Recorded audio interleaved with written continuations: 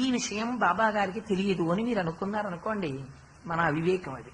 ఒక ఆవిడ బయట నా దగ్గర మంత్రోపదేశం పొందడం కోసమని ఆహారం మానేసి హఠం చేసి 3 రోజుల నుంచి కూర్చుంటోందన్న విషయం బాబా గారికి తెలుసు.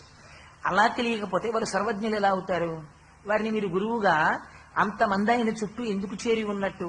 ఆయన గురువుగా కావాలని ఆవిడ ఎందుకు అడిగినట్టు? కాబట్టి ఆయనకి తెలుసనే రూఢి, లేకపోతే విశ్వాసమే పోయినట్టు. వారు జోక్యం చేసుకోలేదు.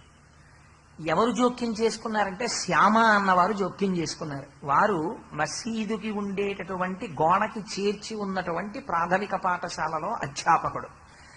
ఆయన బాబాగారు వచ్చినప్పటి నుంచి కూడా షిరిడి ఆయన అంతేవాసిగా మెసలుతున్నారు.